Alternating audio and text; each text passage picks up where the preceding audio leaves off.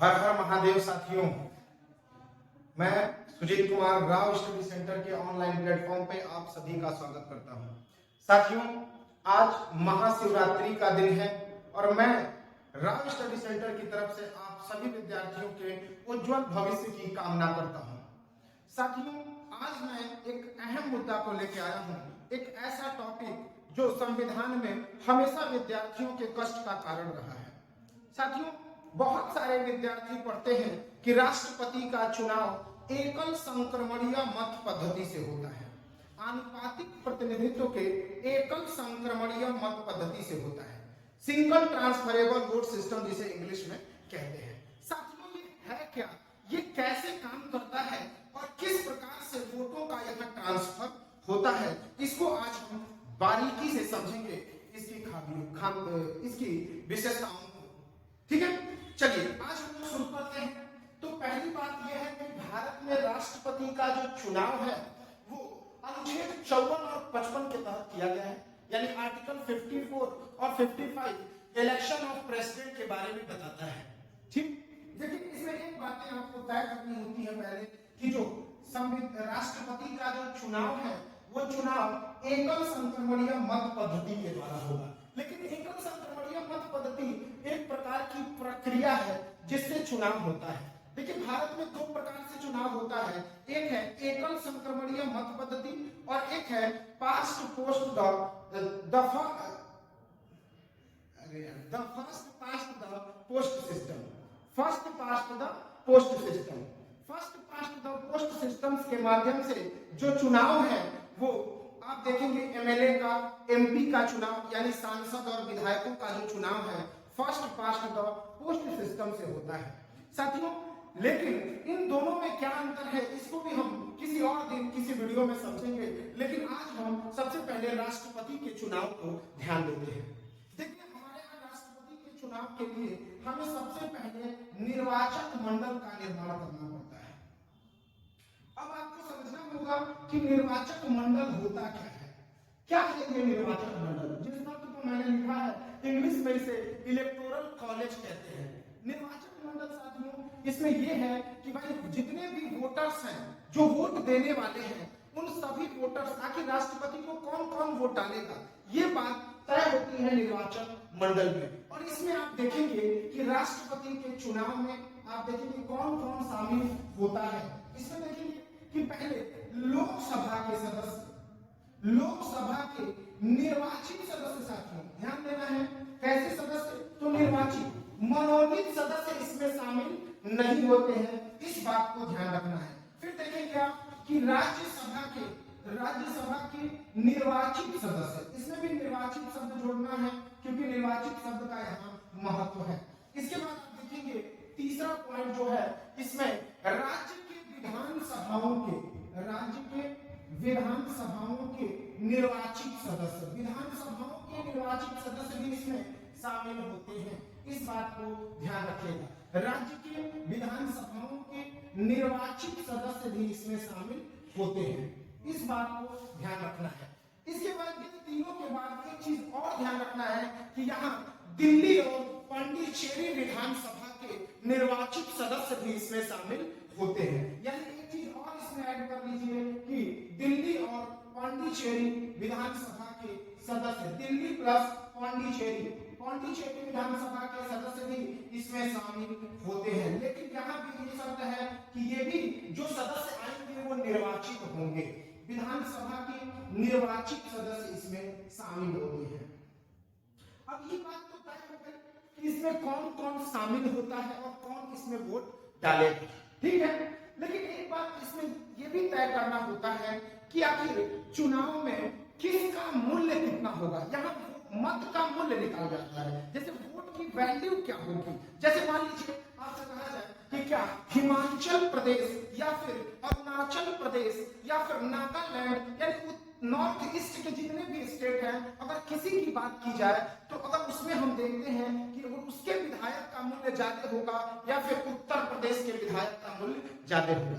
क्योंकि देखिए यहाँ जो राष्ट्रपति है वो अप्रत्यक्ष रूप से भारतीय जनता का प्रतिनिधि होता है, यानी अप्रत्यक्ष रूप से भारतीय जनता का प्रतिनिधि होती है, यानी कि एक एक जनता के वोट का यहाँ महत्व है।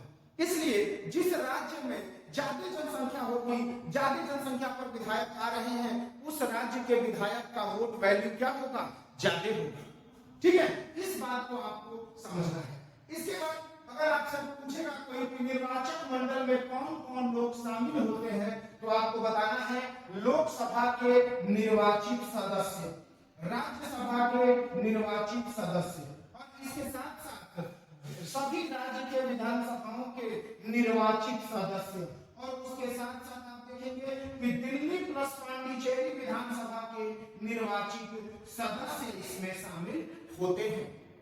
ठीक है, इसमें पहले बात तो तय होगा कि कैसे लोग शामिल होते हैं। ठीक है, इसमें एक चीज और ध्यान रखना है, जैसे हम लोग आगे बढ़ेंगे जब, तो निर्वाचन के बाद हम देखेंगे कि प्रक्रिया जो सिंगल ट्रांसफरेबल वोट सिस्टम है वो क्या होता है, उसको भी हमें समझना है। देखिए यहाँ पे हम इसे मिटाते हैं, इसके बाद हम लोग देखेंगे कि किस प्रकार से आखिर एकल संक्रमणीय मत पद्धति का मतलब क्या होता है। तो निर्वाचक मंडल अभी तक हम लोग समझ गए कि निर्वाचक मंडल में लोकसभा के, राज्यसभा के और राज्य के विधानसभाओं तथा दिल्ली और पुडुचेरी यानी पांडिचेरी के विधानसभा के सदस्य भी शामिल होते हैं। ठीक है, चलिए इसके बाद देखते हैं एकल संक्रमणीय मत पद्धति, इसको समझना है। एकल संक्रमणीय मत पद्धति ये क्या होता है, ये कैसे काम करता है, इसको हमको समझना है।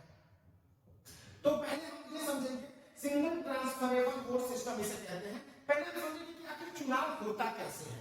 तो मान लीजिए हम लोग देखते हैं कि 2 या 3 कैंडिडेट को हम लोग देखेंगे। सबसे पहली बात मैं आपको बता दूं कि यदि किसी व्यक्ति को राष्ट्रपति का चुनाव लड़ना है तो उसके लिए निर्वाचक मंडल, जो मैंने अभी बताया था, निर्वाचक मंडल के 50 सदस्य यानी कि 50 सदस्य समर्थक में होने चाहिए, समर्थक यानी कि 50 समर्थक और 50 सदस्य प्रस्तावक होने चाहिए।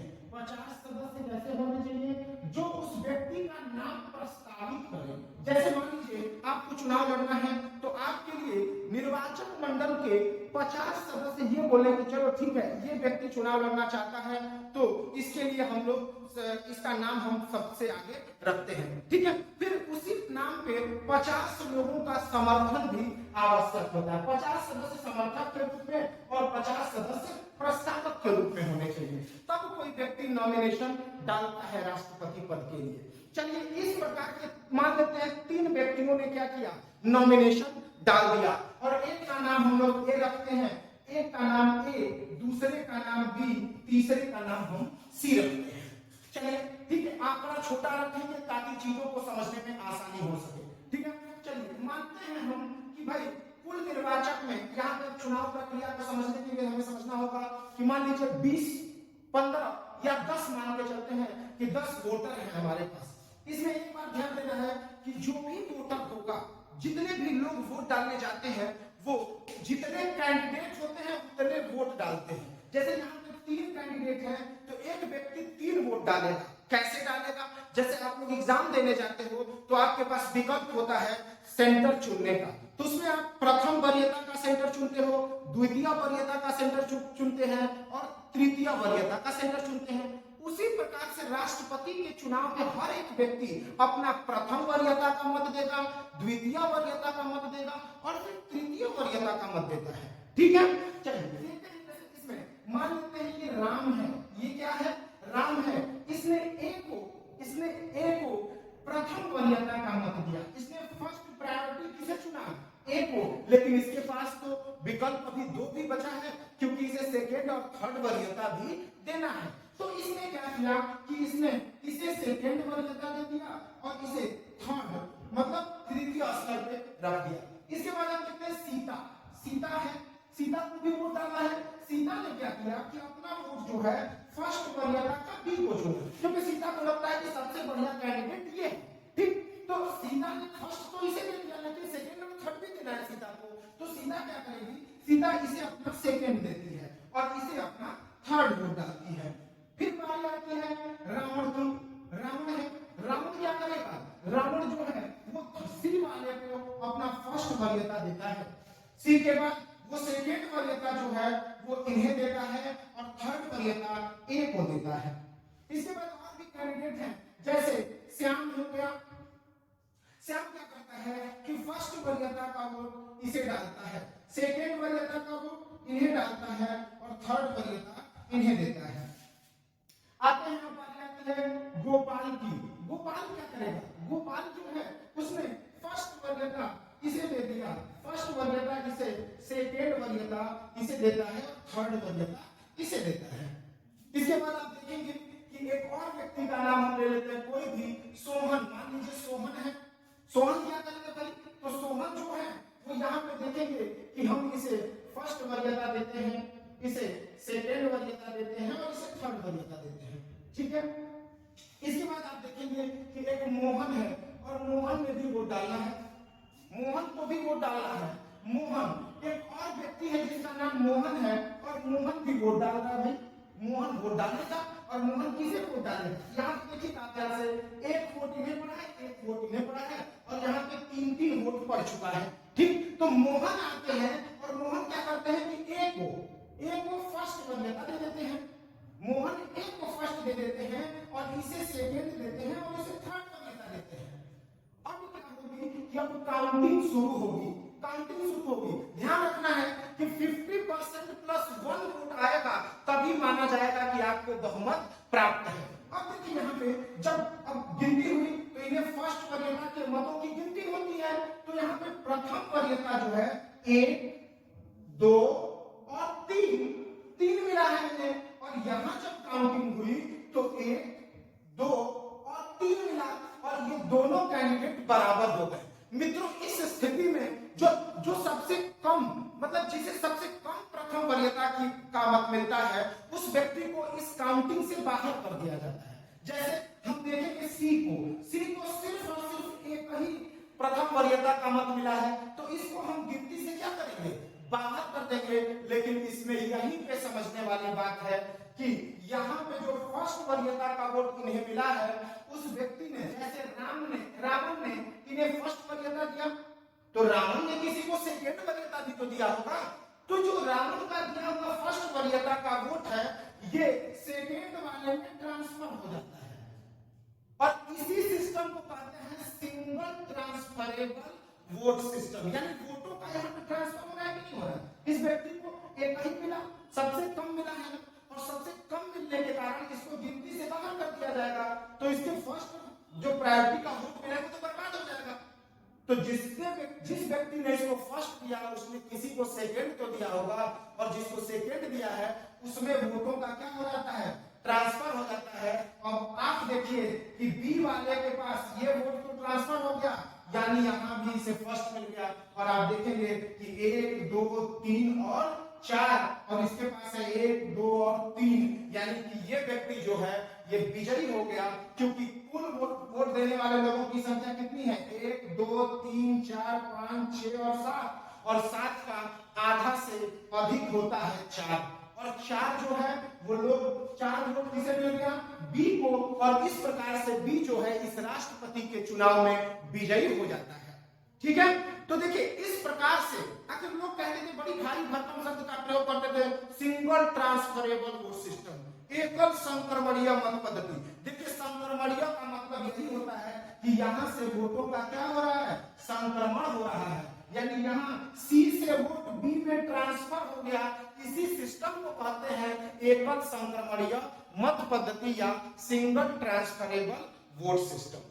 ठीक है, तो इस प्रकार आज से अगली वीडियो में हम लोग देखेंगे कि क्या अंतर होता है first past the post system में और सिंगल ट्रांसफरेबल वोट सिस्टम में। जय हिंद, जय भारत।